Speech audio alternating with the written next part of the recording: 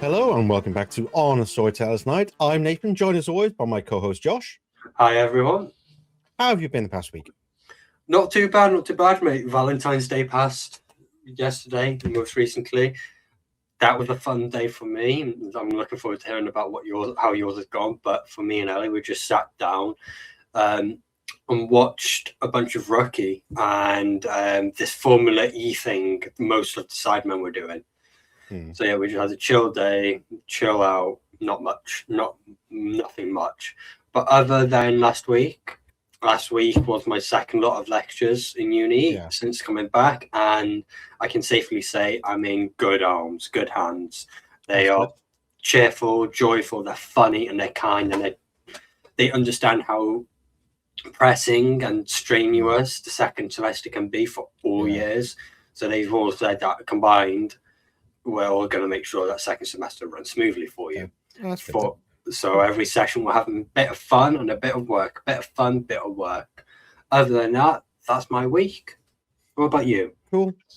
Mainly chill week. It's like just work and YouTube and work and YouTube and work and YouTube. Didn't do much Valentine's. We don't tend to because it's just another day. We do stuff all throughout the year. So we just had a chill night. I made some nice beef stew and we had that and watched some TV. We watched a lot of the Olympics and stuff like that, which was just chilling, really. Just watch a movie. Didn't really go anywhere, do anything. It's too expensive to go anywhere. It's just like on Valentine's Day. We do stuff all the time anyway, and we go out for meals and do date nights and all. So it's like Valentine's is just one of those ridiculous days they've decided to just rip people off in it. Let's be honest. It's completely pointless. If you can't show somebody what you think the rest of the year, why should it only be on one day?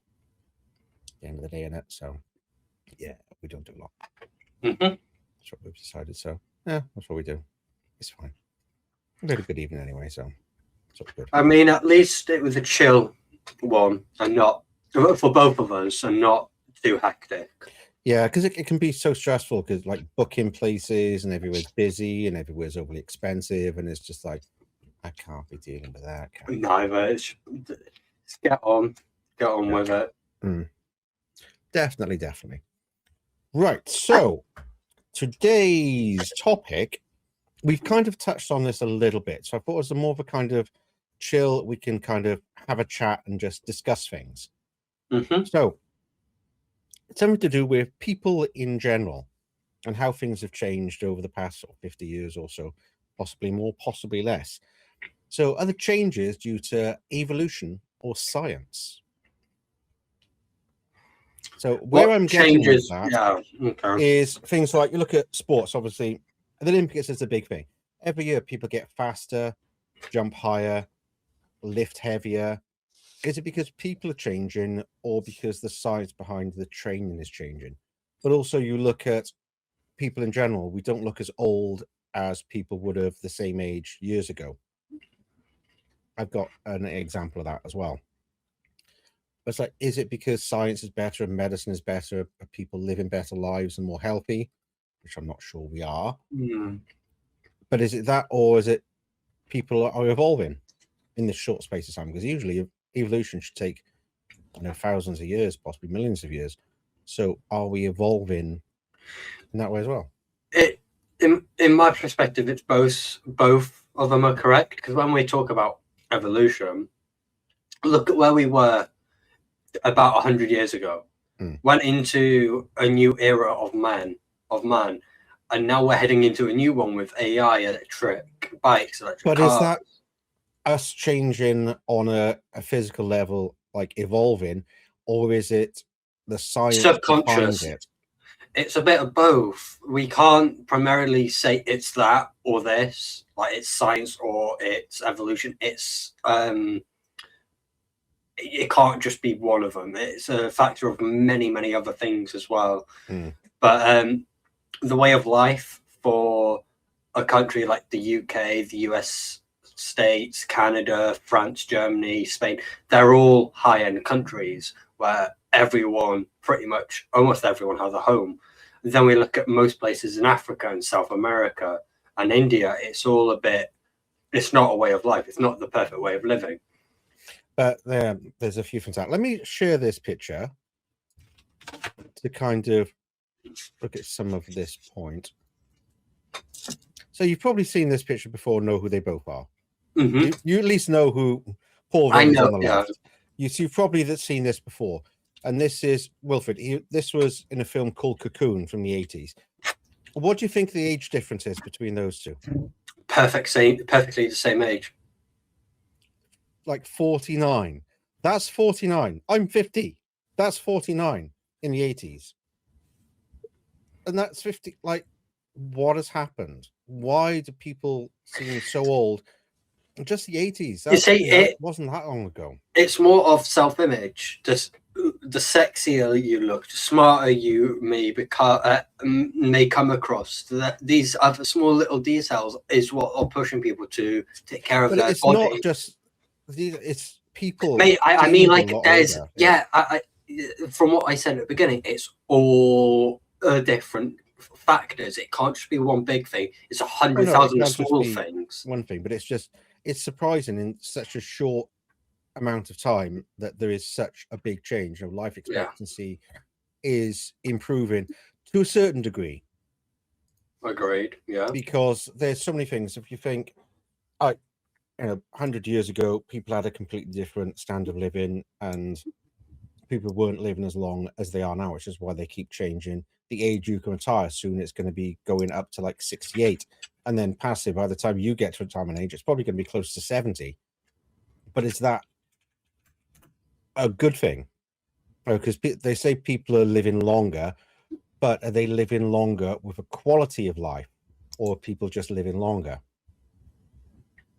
Is it kind of skewed in a way that isn't quite true to what it is? You think years ago people retired at the age of 50, but now it's like 68, 70. It'll possibly go further than that. But how many people at those older ages are actually having the quality of life somebody retiring at 50 would have back then? Say in the 80s, somebody 50 looks like they're 70. Yeah, I see where you're coming from. Is the kind of quality of life changing with the age, or people kind of reaching 70 and having more health issues and not able to do those things, so they're having less retirement that they can actually enjoy? Because more people, there's more dementia and things like that, and cancer, and so many things are happening to people at advancing ages that they not necessarily did in the past, but people were more frail. It's a weird kind of, because medicine is improving, yes, but if you look at how people live, people have a good standard of life, but we're not necessarily eating healthier than we used to. And there's a lot more processed foods, a lot more salt, a lot more sugar, and everything else in our diet. So are our bad diets contributing to people looking younger, or it's how does it work? It's a weird one. Well, we don't know how it works. This is a thing that happens in our eyes every single day. There is no right answer. There is no wrong. We just have to go day by day completely guessing, because stuff like this can't be scientifically proven. No, but that's what I'm saying. Like, and with like sport, do you think it's because people are training more, the training is better, and that's why they're getting faster, or people naturally getting faster? You look at like the Olympics, for instance.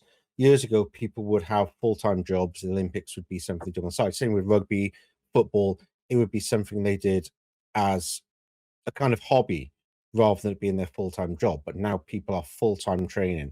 They're full-time doing the sport.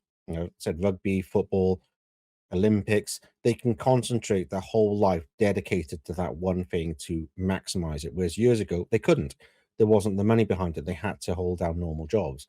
So is that making a difference, or are people physically changing?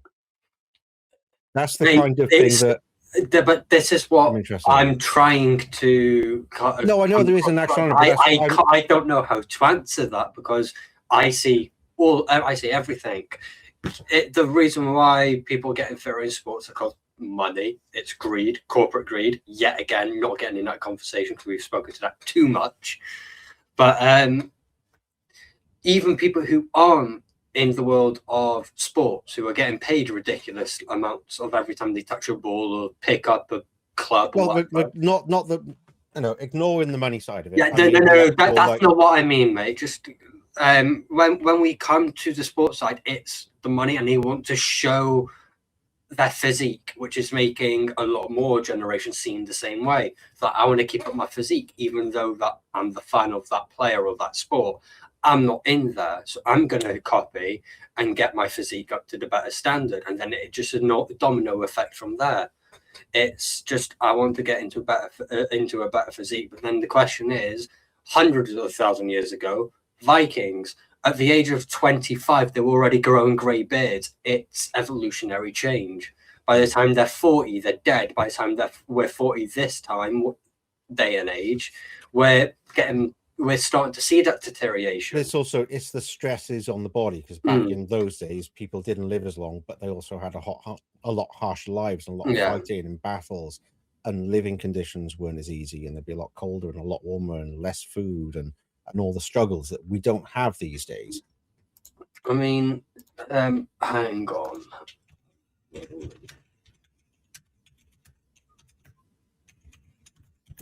So the average death year for the Vikings and kings and queens and whatnot was between any age of 30 to 40 years, and 25 is when you start seeing in your face they age. But now 25 is you've got a full-time job. You've not long just moved out of your parents. Back then, God knows how many years ago now, 25, you're already showing fatigue. You were showing age and decrepency. But it's just gotten, human genetics has just gotten stronger, dumber, I'd like to say, and all. Certain little sprinkles across the world, but it's always going back to that factor for me, is that it's not about one thing. You can't make it about one thing. No, but do you think it's more weights? Like one has a larger I can't answer that. I don't think either have a larger impact. I know my thoughts on this situation, because I think about it, even though that I don't really speak to people about this situation or this thought. It's just it's the way the world goes. During the podcast, yes, it's a debacle, it's a debate. We can't really come down to the answer right here, right now. It's genetics or so on and so forth. No, but that's the whole point, is kind of discussing back and forth the pros of how it could be the one, how it could be the other. You're saying people, obviously, they see a lot more physique and they just want to keep up to it. Like, I don't like the gym. I despise going to the gym. It's not me at all. I prefer to be in the moment, because in the gym, for me, it's constantly like you're looking at your watch, seeing how much you can gain or lose, or what. But for me, I want to play, and that's different to many other people, because many other people are completely different. They don't want to play, but they want to get better and look better. And those type of people are the people that end up having health problems early on in life, or the type of people who do it correctly and don't get health problems till later on in life. So it's like you have these fitness freaks, or these people who take care of their skin, their bodies. They live till about, I say, average 50 to 70. And then these people who are taking it calm and steady and don't want to become a fitness freak or taking care of their skin routine, all their head, they just make it, in my opinion, the less time you take care of your body, but don't lose that time that you have with it, you end up living further. If you let your body go, you become an average American. But if you keep on top of your body, you become an average gym freak who thinks they know tofu can speak, and they think right from wrong, but they don't. And then you've got people who just do a bit of both, take care of their bodies and don't take care of their bodies. They end up thinking down the straight line for, I know the limit on my body. I know the limit that I don't want my body to get to. And they keep themselves just under overweight and just under like having to drown a blender, having to drink a blended slushy or milkshake every morning before the gym and every night before you shower.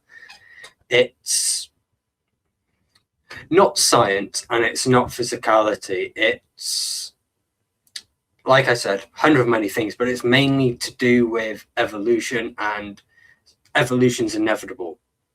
It is, but evolution tends to be a lot longer. A lot longer, but only for some species, like I mentioned at the beginning of the podcast. Look at where we've come from, and in history books, it might look like it was a long, long time ago, but by human progression, if you look at it by human progression, it's actually not that long ago since we started making spears, since we started making spears, bows and arrows, swords and axes and maces and shields, to then all of a sudden you've got muskets, you've got crossbows, you've got strategical battle plans, and now we're heading into the industrial age where we've got bolt action rifles instead of long muskets having to reload. Now we're on automated weapons, we're on technology weapons. It's not that long ago if you put it in perspective. On a side note on that, bearing in mind how quickly we as a species have progressed our technology, do you think there is such a thing as genetic memory for this kind of thing? So you look at schools, 60, 70 years ago, the level of maths and so on is completely different to what different, now. Even 10 years ago, completely different. Is it just the teaching methods, or are people already able to grasp it easier because of something genetically? I disagree with it being made easier and more genetically, because I'm sure you've had it. If you haven't, you haven't. But my dad always complained at my homework every time every 5 years, he would complain about it. It's like, math is math. Why do they keep changing formulas? Like, this is the formula that I knew, which was the 10 plus 10. You've got the bus stop and then 0. You've got 2 ones. That's a 2. That's 20. Bish bash bosh. Now they're finding different ways to make division, subtraction, everything a lot more easier. But then in terms, it's a lot more difficult, because you've got the people who would say a teacher comes into a new school. They might have been brought up a completely different way of being how to use maths, and they might be a maths teacher. They go into a specific school, and it's like, you want me to teach my students this way, and I think this way is worse. That wouldn't happen in this country unless they move to a different country because of set curriculums and all that kind of thing. So everyone has to kind of teach the same thing. But you look at like America, and they're radically changing things in the completely wrong way, and they're doing a whole version of maths and so on. Those completely wrong. And the big one for them was reading. And they came up with a new way of reading that somebody did a study, and it was complete nonsense. So they were teaching generations of kids to completely read wrong and not being able to read properly. So there's whole generations of Americans that cannot read properly because of the curriculum was done in a bad way, because one person said this is the best way and everyone adopted it without really looking into it enough. Now they've looked and gone, oh shit, that's crap. So continuing on from that, I'm going to spout off into a different direction, but keep that in mind with what my conversation is going to be about now. The other day, my little brother got scolded for saying in front of a school play, what's your favorite thing? Sorry, he didn't get scolded. Sorry, this is a completely different thing. He got asked, and so did the class, what's your favorite thing? And my little brother at the play ended up saying, Daddy plays my card game with me, meaning Need for Speed Heat, because that's the game that my dad's been teaching my little brother how to play. But not long before that, and still happening, he's getting told off for being glued to the iPad, glued to his tablet. And it annoys me. I'm sitting here, not being able to do much at uni, and I'm seeing my little brother stuck on technology. And now this is where my main point goes off to. When it comes to evolution, the time couldn't be more prime. Technology is in the future. We're already heading into gaming, into professional sportism. Gaming's in the next Summer Olympics, for crying out loud. Professional goddamn gaming is in the Olympics. I still can't get my head around that. That's weird. AI, we've got electric cars and electric planes.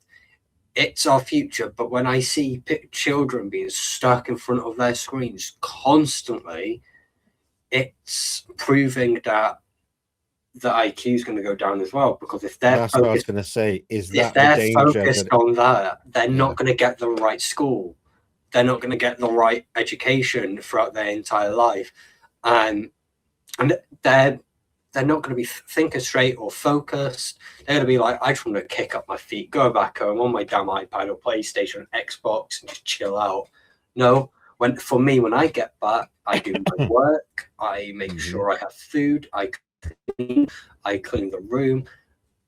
For example, last week, I told you I couldn't come online for 2-3 nights because I chose my uni work over gaming, and that's how it should be.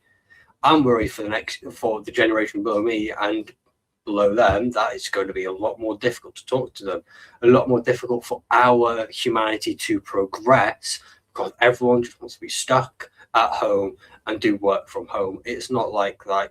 If you get a work from home job, you're lucky. You've shown the skill set for that. You're trusted to work at home.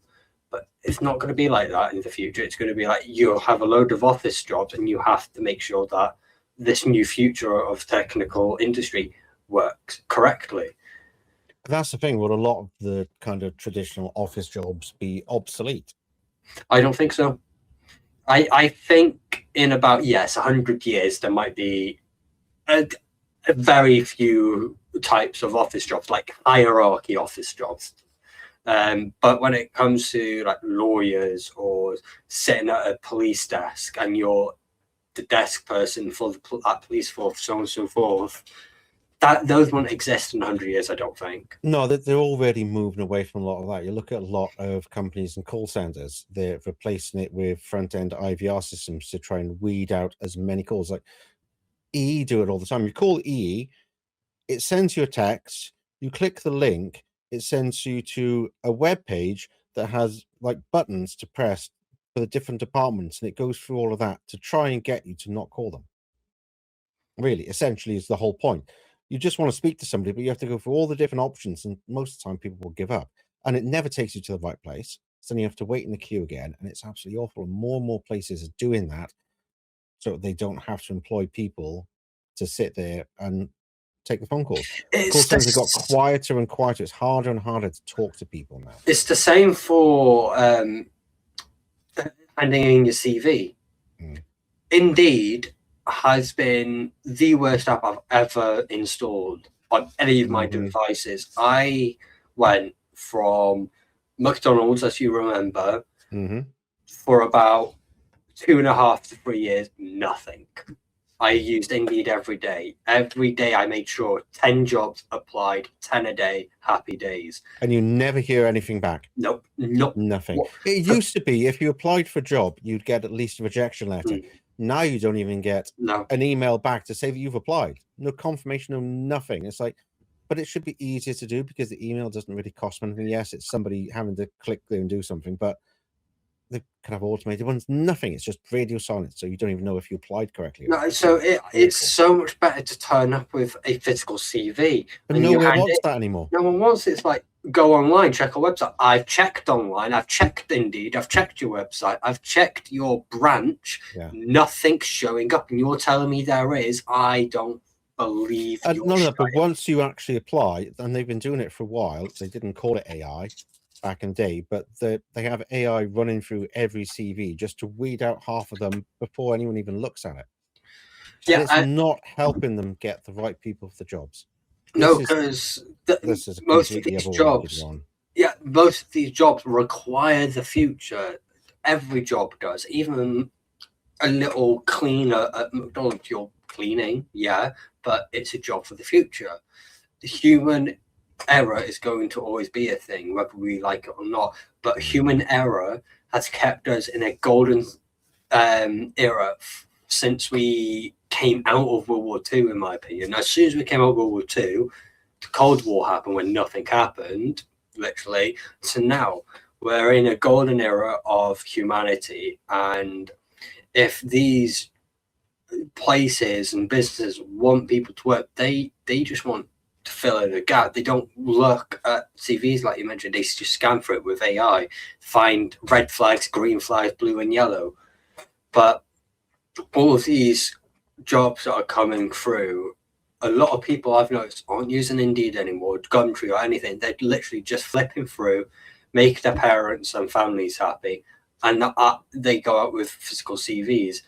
And the fact that we're returning back to CVs is a bad sign, in my opinion, because if we're relying so much on technology and people are relying on technology for new jobs and they get nothing back, where does that leave the future brains? Because if they're looking for a job, they're going to be sat with their penis in hand looking at Indeed for about 2 weeks before they even get an email saying, hi, we viewed your submittance.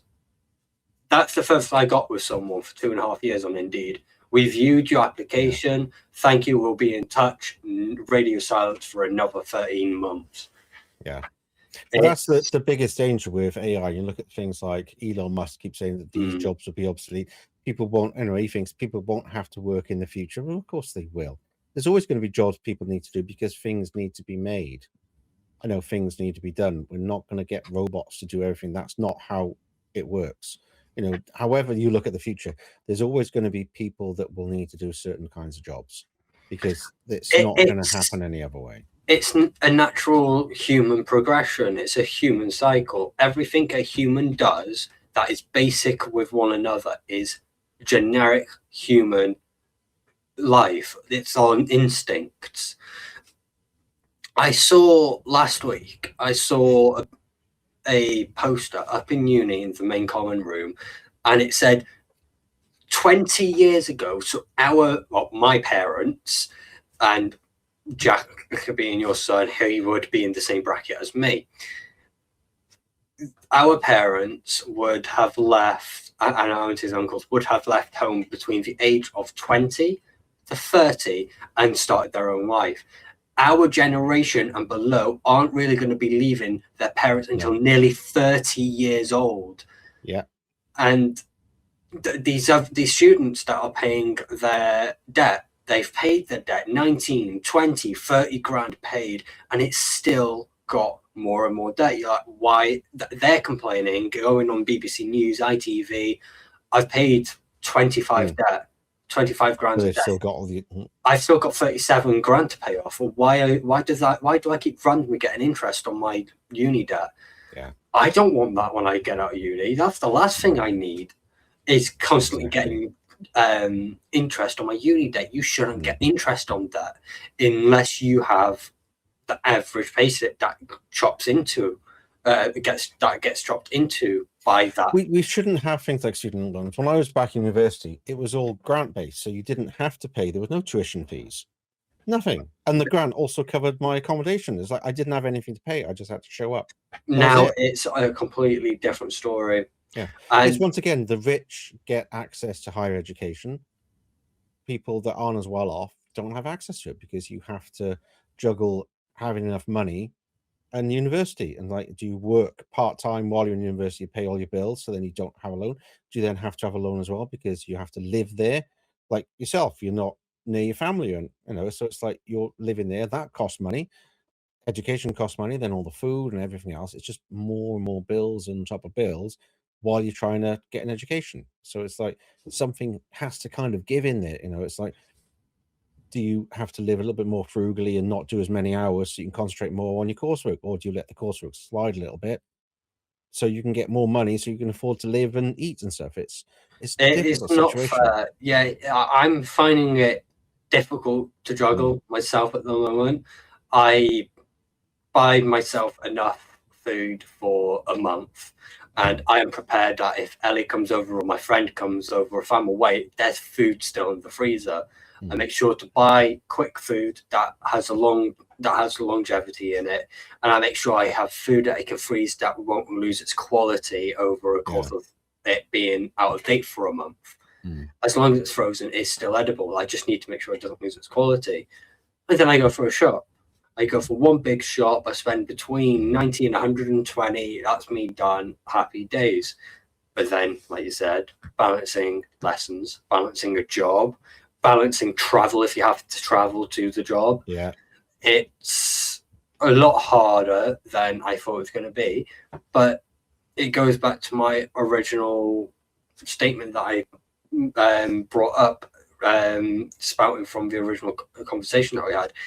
If students are struggling to leave, well, not even students, just average people, struggling to leave nearly 30 years old away from their parents, that's not a good sign for the future either. No, it's not. It's getting harder and harder. Things are getting more and more expensive.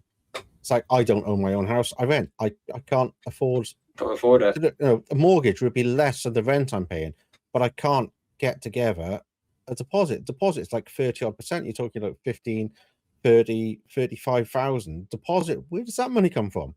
You know, you're in a full-time job, getting decent wage, but everything goes on bills because bills are so expensive. Rent is ridiculously high, and gas and electric and everything else is massive. And then you've got kids and all that.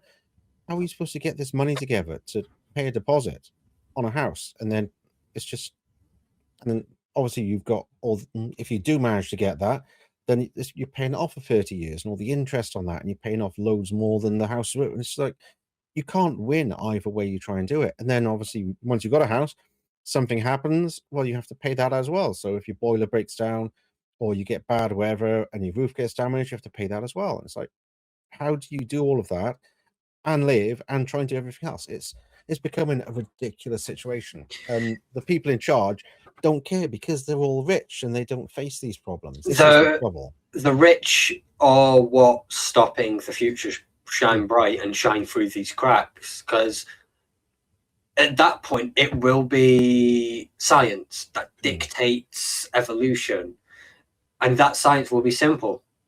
It's either money, it's either prestige, or it's either the name. It's one of the three, and if you can get put into one of those three areas, that's the future.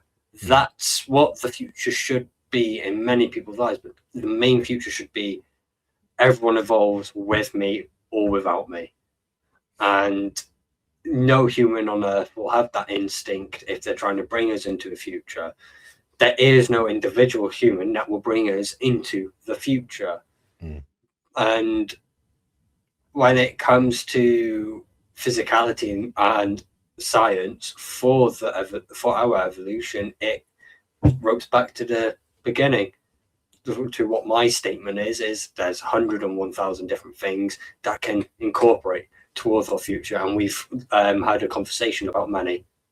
Do you think that there's a concern for the future, bearing in mind what we were just saying about education becoming more and more expensive for working classes and, you know, people that don't necessarily have that kind of disposable income and so on? When you look at how society is there going to be a larger gap between the haves and the don't have? So you look at the top end, you've got all the politicians, scientists, athletes, actors, influencers, musicians, that all have a substantial amount of money. Then you got all the people down below supporting them and paying for them to have what they've got. So they're paying to go and watch the movies, they're paying for the music, they're, you know, watching the influencers, you know, all the ad revenue and everything else to, you know, that helps them get successful. But it's the average people that are then working to pay money for those up there. And you do think there's going to be a bigger divide?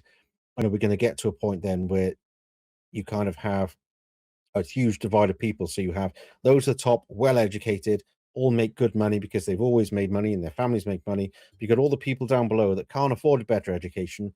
So do you think, from an evolution point of view and human progression, is there going to be almost two classes of people? So that you get the ones up there that kind of, you know, live in their ivory towers and have everything, and all the people down there, are they going to kind of go backwards, evolutionary speaking, because they're not getting the higher education and they're stagnating and they're just doing more and more of the menial tasks and that sort of thing, and not progressing themselves, not becoming athletic because they don't have a chance, because you've got all the actual athletes doing all the athletic stuff? So do you think there is a danger of having that divide grow and grow into almost like two species of human? I definitely see where you're coming from with that, and I am going to answer it So I'm currently getting an image up. So let me get this image on the go.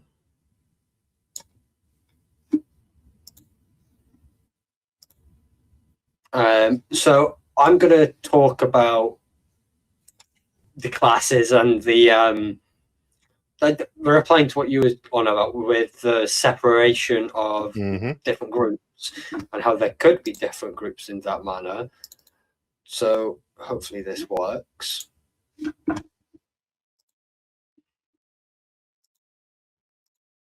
There we go. The class pyramid has been with us since the 15th century. So obviously you've got the lower class rely on government transfers, occupy poorly paid jobs. So here it states anyone in the UK, anyone earning less than £9 an hour is lower class 8%. Working class 32%, blue collar workers with low job security and high risk of poverty. So that is anyone working from £10 to £9 an hour and work outside of populated areas. So a town, a village. Lower middle class, semi-professional with an average standard of living, some college education. So for instance, my situation that I'm in, I'm still in further education. My family, they've got decently paid jobs. Upper middle class, highly educated, most commonly salaried, and professionals and middle management. So that's, would you say office jobs? Basic office. It wouldn't be basic. It would be the middle management. So not the basic office would be middle class. Upper middle class would be the management of the office.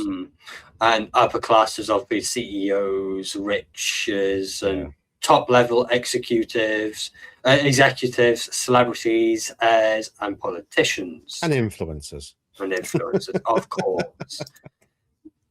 But when you mention how there's going to be separation in that divide, it's going to go back to that class pyramid, the working class pyramid. Well, my point was, is it going to be more extreme than that? And it will be. No, it will be. And then kind of not as much in between, because the one of the biggest things I see with that is automation and AI. You know, as I said, people like Elon Musk saying a lot of jobs will be obsolete and people won't have to do those jobs. Will we potentially get to a point where a lot of the kind of upper class are people that don't have to work because they're rich and they have everything done for them, and then you'll have kind of the upper middle class that manage all the things. So we're going to get two ends of the spectrum that are very similar. So you get the upper lot that will be educated, but educated because they're rich, not because they can do it. You know, Donald Trumps and so on like that go for university and think they're wonderful, but thick as shit, because they don't have to actually think about anything. They don't have to do anything because they've got enough money that they can just coast through life and everything's paid for. Everything's automated. They have cars that drive for them. They'll have maids. They'll have everything else. They don't actually do anything. But then you've got the lower class that have to do everything but don't get educated. So it would be kind of weird. At the top and the bottom will be kind of similar on an intellectual level. You see, the reason why I brought up the working class pyramid is to give insight on that immediate split divide that you're on about, because that has happened many times in the world in the past. And look at royalty. That's what causes civil wars. Basic war in the UK could all of a sudden turn into propaganda, protests, stop the war, stop war efforts, stop this, stop that. Then before you know, all that money gets stopped because of the war, and then it's propaganda and protesting against the rich, and then the rich are protesting, giving propaganda against the poor. That's how a civil war happens, and that's when it's the people in the middle that control it all. The topper end are the ones that people they have a go at. The bottom end are the ones that actually take part in the protests and the fighting, but it's the middle ones that instigate it. It's the line, so you've got the two lines on the divide symbol, and then you've just got that blank line in the middle. That line is just quite literally what it is. It's a heartbeat, just nothing. Yeah. That's how I would describe the people in that situation. They just don't care. Like you said, they're practically instigating the reactions of both. They're puppeteers. But which is what we see a lot in politics. Look at America. Donald Trump is obviously, he's just brain dead. We know this. Somebody is pulling the strings from somewhere else and telling him what to do, because there's people with agendas there behind him. Elon Musk is obviously one of them, and Vladimir Putin is obviously another one. But there's a lot of that goes on that, it doesn't help humanity at all. I don't know if you know a movie and books called The Time Machine from H.G. Wells. I don't know if you're aware of that. So it was obviously H.G. Wells, quite an old book. It's one of my favorite books. They've been a few movies about it and that sort of thing. And the basic premise, this guy makes a time machine. He's back in like the 40s or something. I can't remember, quite a while ago it was based originally. And he sees kind of the evolution of man. He goes forwards and forwards and forwards, and he sees the world wars, sees the devastation, sees nuclear war, and then he sees humankind recover. And he goes there, and it's like a paradise. Everyone just, frolics all day and eats fruit and everything else, and it seems like a perfect world. But none of them know anything. They don't know what books are. All the libraries are destroyed. Nobody reads. They just kind of have a fun life, and they're all a bit brain dead. And they're called the Eloi. But underneath that, there's like subterranean level of people that have kind of lived there after all the wars and everything else, lived underground, called the Morlock. And they kind of run everything in the background without the Eloi knowing. They just know, they've got fruit, they've got everything they want, running water, they have a perfect life. But the Morlock actually feed on the Eloi and kidnap them and take them down in the tunnels and eat them. So they control everything and run the world. And you've got the people at the top, all the brain dead, beautiful people that think life is wonderful and don't know any better. And they're just cattle. And it's a really interesting way to see the future of, people given everything they need. So they just switch off and don't care about anything. And then other people then prey on them. And they're just cattle then. It was quite an interesting one. It's quite an old, book. I can't even think when it's written. It was a long, long time ago, H.G. Wells. Obviously he's famous for a lot of really good science fiction, but I always found that quite interesting, seeing the divide between the two, the people that do something but eat the other people and just keep them, and they think they're in, paradise on earth. It's like Eden, but it's really not. And that's the kind of, and that's obviously an extreme level of it, but you could see how something like that could develop, because people just do get complacent when it's like, everything's done for me. I don't have to do anything. Hey, everything's automated. I don't have to drive my car. I don't have to do this. This is done for me. That is done for me. And it's weird when you see all the different things you can do. On a side note, something weird that I saw, they've got in Cwmbran now, which is just down the road from me. I know there's a pizza vending machine there. Yep, I do know about this. My sister actually was showing me a lot around the uni campus. What the hell? It's like, I'm gonna have to go there and try it. But that's kind of, it's obviously taken to extreme. But when you get all of that kind of thing, do people then give up cooking and all that sort of thing? You look at like the rich people influencers. Look at KSI, for instance. He doesn't cook. He doesn't really choose his clothes. He gets somebody that comes in and goes, right, these are your clothes, which do you want? And he picks his clothes out of that. He doesn't have to go shopping. He doesn't have to. He has stylists.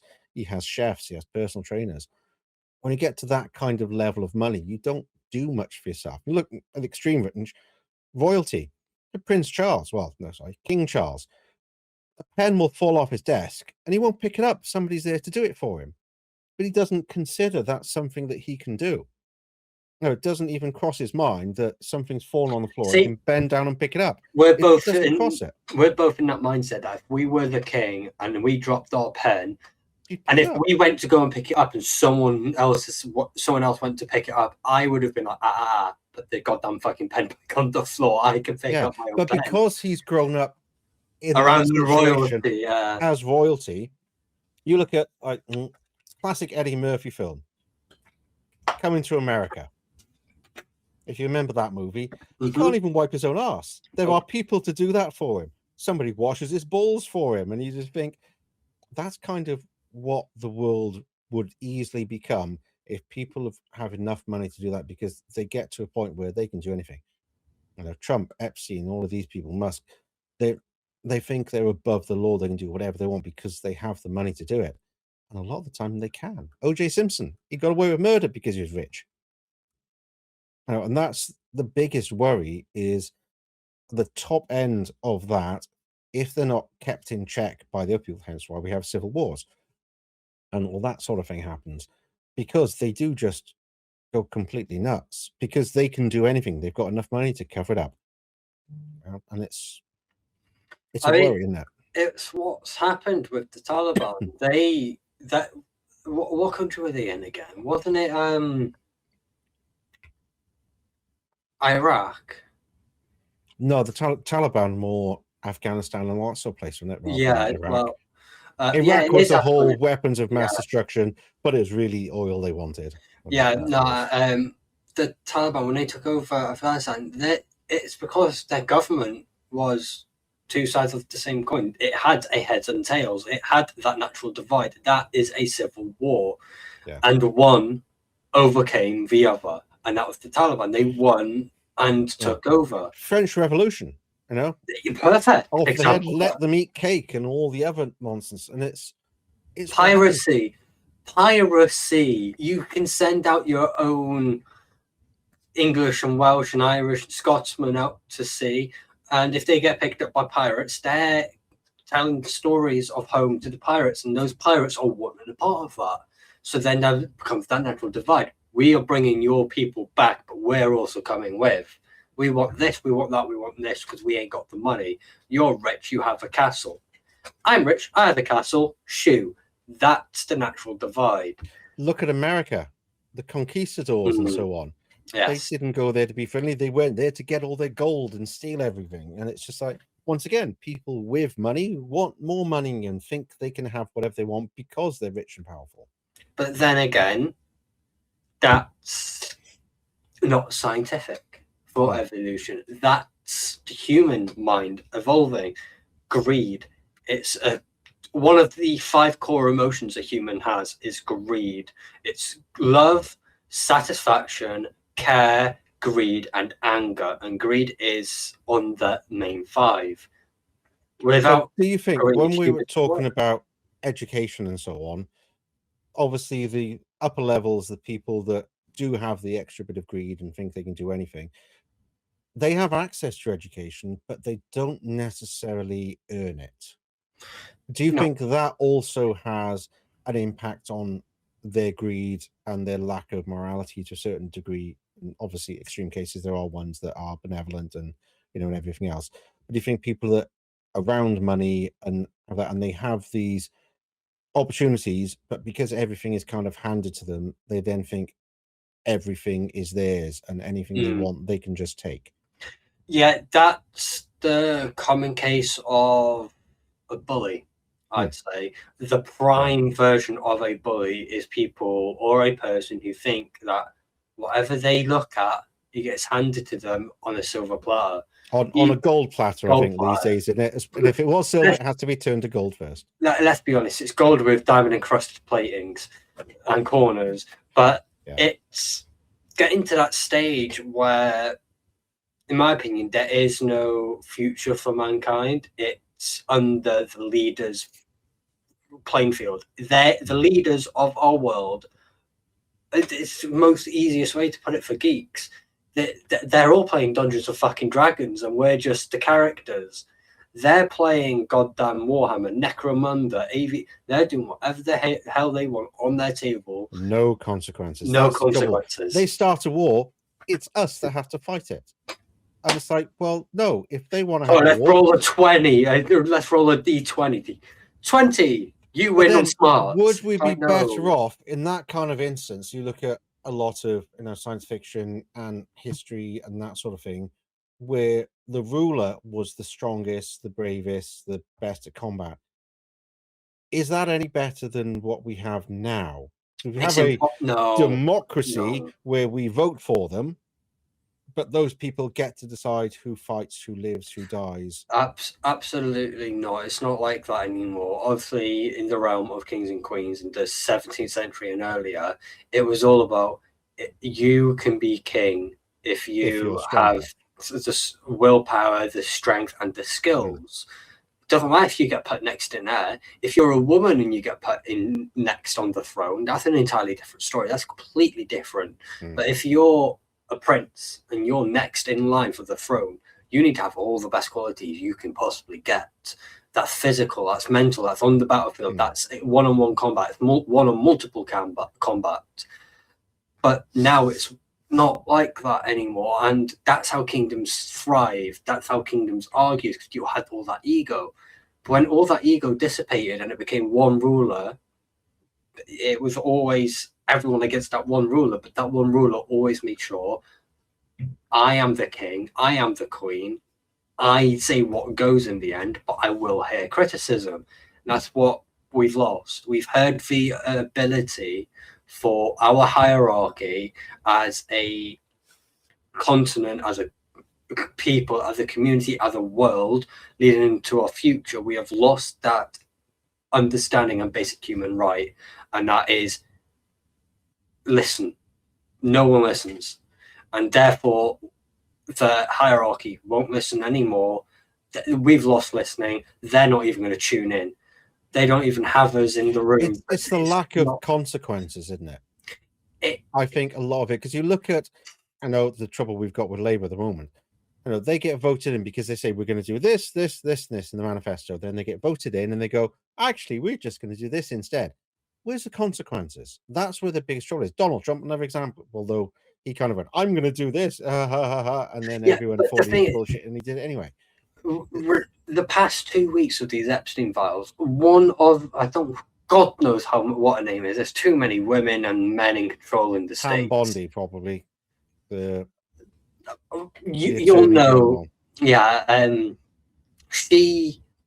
A girl, she said, we can't simply lock up someone who's been on the Epstein files, even though that they are a big person or big name. Well, they can't, it will ruin the institution. And then I'm seeing all these people. I take it you've seen Inglourious Bastards, and how you've got like this meme that's like, that's a deal. That sounds like a good deal. Would you see the deal? That's a damn good deal. With Matt Damon. Is it Matt Damon? No. But you get the picture. It's like she's saying that. It's like, well, that's actually perfect. That's what we want. You're saying what we want, but you're saying that we can't do it because it goes against the institution. The Americans, let alone us rules, been going against the institutions since get-go. So there's so much with that, and they keep redacting names and Trump going, nothing to see, just forget about it now. No, you're in there, mate. We know you are. Donald Trump, I've seen all of these facts about it. Donald Trump has been named in the Epstein files more than Harry Potter did in his own series of books. I know. It's like, how can it continue like this? I just don't understand how it carries on. So much more entertaining on the fact that he says that he's not in the files. Mate, you're in there. Just read it. Just read it one book. Read it like a book. He can't read. He can't read. He can't write. He can't do it. I just don't know how a country can be so corrupt. Although we're not much better. Keir Starmer shouldn't be in government anymore. He should have been thrown out, the whole Mendelssohn thing. I spoke to my girlfriend's parents about this last night. The only good thing Keir Starmer has done since he's become in charge of his line of work and the UK pretty much is, I did not like what Trump said about our soldiers in Afghanistan when we were going against them to find Osama bin Laden. I demand an apology. I also don't like what Trump's doing to Greenland and the rest of NATO. Stop what you're doing. That's it. Yep. They're the only two things that he's actually been highlighted good for, in my opinion. He's done nothing else. Once again, it's a case of he shouldn't have been in power. He's a sir. He shouldn't be in power. We need more anyone with people. Yeah, there shouldn't be like, this is my opinion. This is my thoughts. This is just me being a UK citizen. If you want to be in charge in the UK, you need to be officially from the UK, either Welsh, Scottish, Northern Irish, or English. If you're not, and that's it. If you're 40% English and 60% Indian, you need at least the majority to have an English blood, in my opinion. and you can't have a title. It just needs to be Mr. or Mrs. or and Sir. You can't be a multi-millionaire because you have no reason to help normal people. It should be somebody that has grown up, in the system and got to there because they wanted to make a change, and they've struggled and gone for university and paid all the bills and made their way there, not because their parents are rich or they married into money. That's not what politics should be about. It shouldn't be about people that have loads of money wanting to tell people what to do. It's as bad as looking actors and stuff when you see the Golden Globes, they go, oh, this, that, and bloody Billie Eilish the other day. How can you trespass on stolen land? So everyone wants to move into her house now because it's on stolen land, so nobody can trespass. And it's just like, what a stupid thing to say. Yes, it can understand like the reason behind it, but done in a completely wrong way. These rich people don't have a clue about real life. They've got so much money, they haven't got a clue about anything. So what right have they got to complain?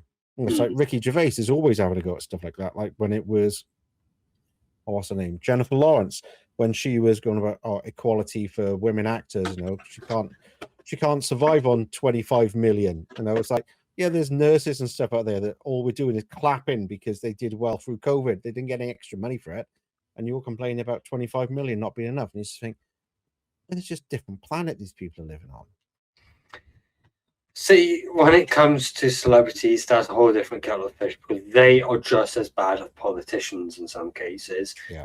But that's a conversation for a different day. Yeah, talking about celebrities. There's so much. But that is part of the kind of evolution of people is, are we getting to a culture again where celebrity is what everybody aspires to be? Is it because of the money or because of the fame? I think it's more money because there's actually a lot of people who count as celebrities like, oh my God, since when did they become celebrities? I remember watching them, or I remember actually seeing some of them in person like 20 years ago or 15. I'm here like they became famous. It's definitely because of money. It's not the titles, it's not the fame, it is the money because you take celebrities. If you are a celebrity, you get percentage of stakes, you get percentage of stocks, you get percentage of brands because you're connected to them. The more you've got, the more they give you. Let's be honest, it's what it is. Is it too easy for people to become celebrity these days? Whereas, back 20 years ago, you had to kind of do something. You had to be a great athlete, a singer. When we debated in our first season of this podcast about what makes a celebrity and if they're good or bad celebrities, we both came up to the conclusion, because I remember the conversation bright as daylight, there is no such thing as good or bad celebrities. You have the same mindset. You're there for either money or the fame. And if you've made it into that conversation of being a celebrity on pure accident and you're just there to have fun, enjoy yourself. Because there are some celebrities that do well with it. You look at Keanu Reeves. Everyone always says how amazing and nice he is, and he's always helping people. He does it for the love of acting, and for the love of some of the video games when he's done, voiceovers and things like that. He did one for Netflix, was the cartoon Upper Level. When he did that, he just smashed his knee, and the producers were like, oh God, he's not going to be able to make it. And he said, I can do it, but I have to take breaks. And then he just did it. And he had a smashed kneecap. He had a leg brace. They changed the character to have a leg brace so he wouldn't, have to keep worrying about having breaks and so on. But he went through for like 16 hours. He went for a fag break and then came back and did it because he loved what he was doing.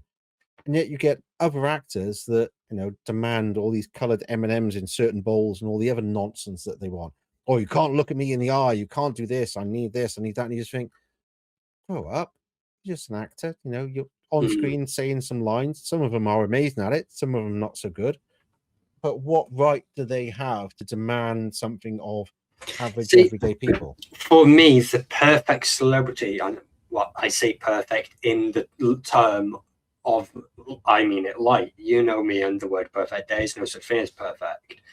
But the closest thing to perfection when it comes to being the perfect celebrity is Samuel Jackson. He loves movies. If Mace Windu, we knew the story, he just wanted to be a goddamn stormtrooper. Before you know it, he read the script and he said he was next year. He thought, well, I ain't dying anytime soon, motherfucker. But sorry, it was an easy joke for me to come up with. But that Denzel Washington once, I think it was either Oscars or Golden Globes, he just went on a rampage to all the charitable foundations that Samuel Jackson and his wife gave to. All of this money that Samuel Jackson has earned to make him one of the, if not, he is still the highest grossing actor now, isn't he? He still is. Not sure. Well, either or. All of that money being given away for free to charities is still keeping him at the highest standard. He still shows politicians the middle finger. Literally, I'm doing all of this with this amount of fame, with this amount of money, and it's going away. All my money has been going away for free, and I'm still at the top of my game.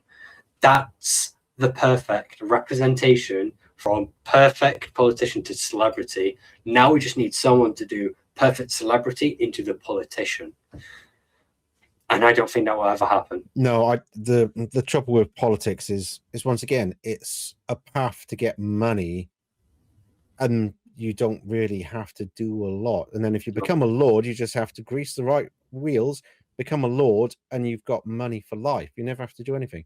And if you show up to the House of Lords, they give you a bonus. You get paid anyway, but if you show up, you get a bonus. Like, the system's broken slightly, but the person in power can go, these are my friends, I'm going to make them all lords so they can have a job for life. They don't have to actually do anything. It's just, I understand the need for the House of Lords and so on to be a double check against the government, so they can't just do anything they want.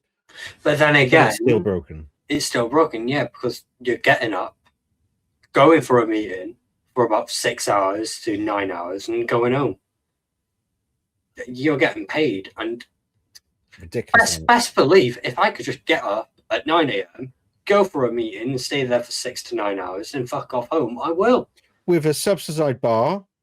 Don't forget the bar. Yeah, and a substitute politician. Say if you really need to leave, they swap you with another politician. Happy days, and you still get paid. It's ridiculous that, I know, we've had so many awful people in charge of this country. Boris bloody Johnson. How did he ever get in power? Like, seriously. Rishi Sunak, he should never be in a chancellor or anything else. The guy's married to one of the richest women in the world.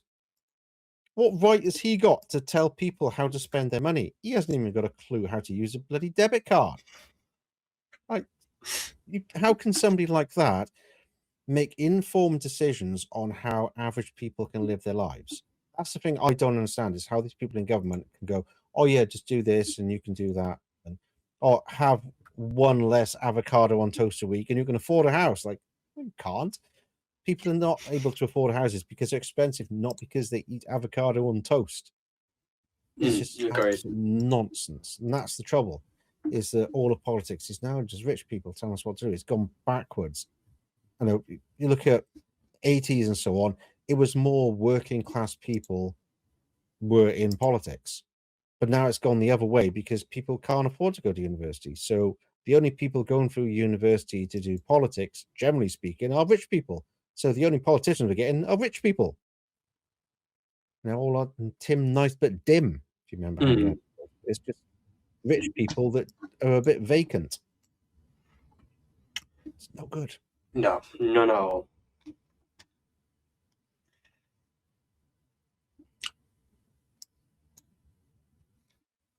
Do you got any more points to put? No, I was just wondering if you were finding something. You were clicking away, so I thought, oh, you found something else, or distracted with something else. I was just you were in the flow. I was just listening. Yeah, but yeah, it does concern me for the future if we continue in the way we're going with the divide between rich and poor getting bigger and bigger and bigger. It will go back to kind of dark ages sort of thing. Right? You know, that's the danger, that we'll have all this technology and everything else, but people will be worse off because of it. Is oh no, it definitely will be biggest trouble, because if they have more robotics, more AI doing the average everyday jobs, the basic office jobs, the call center jobs, cleaning jobs, fast food jobs, and all that kind of thing, where does that leave the people that did those jobs? They're not going to get money for nothing. No. Or will they? There are trials around the world where everyone gets a basic living wage, and then you get more money for jobs. But if you don't have a job, you still have the basic living wage. See, this is why I would rather be in Japan right now, because they've got everything so fleshed out properly. Health, city cleanliness, education. It's just so much better than it is in the East. Jobs aren't necessarily better than they are here. The job culture is very strict and very work. It's like if you're in a job that you hate, it's not easy to quit a job and go to another job. So there's a lot of that side of the culture that is very, very difficult and very different. And for us, it would be really difficult, because if we don't like a job, you quit and you go elsewhere. You can't really do that in Japan because of the culture. It's a much more difficult thing to do. They actually hire people that you can get that will help you quit your job, and they'll do it for you. And there's all sorts of weird stuff like that, because it is so difficult. It's so frowned upon, because they see it. This is your job. This is where you stay for life, and loyalty and all of that. And it is very difficult. And if you're stuck somewhere that you hate, that is really wrong for you, it can be really, really difficult, couldn't it? It's, we've got it a lot easier than that, although there's not necessarily many jobs around. At least you can just go, I've had enough of this crap. But is that also too easy in this country to do? Do people do it too often? It's very difficult, isn't it? Very difficult. Okay. Anyway, I think we've probably nailed it on the head on that one. Where can people find you if they want to find you on the internet? Well, you can find me on YouTube at The Welsh Assassin, and you can find me on Twitch at The Welsh Assassin 998. And for me, you can find me on YouTube, and It Wasn't My Fault, or WMF Reacts, and occasionally on Twitch under Nuke Army. So thanks a lot for joining us, and join us again soon. But then, bye-bye. Bye-bye.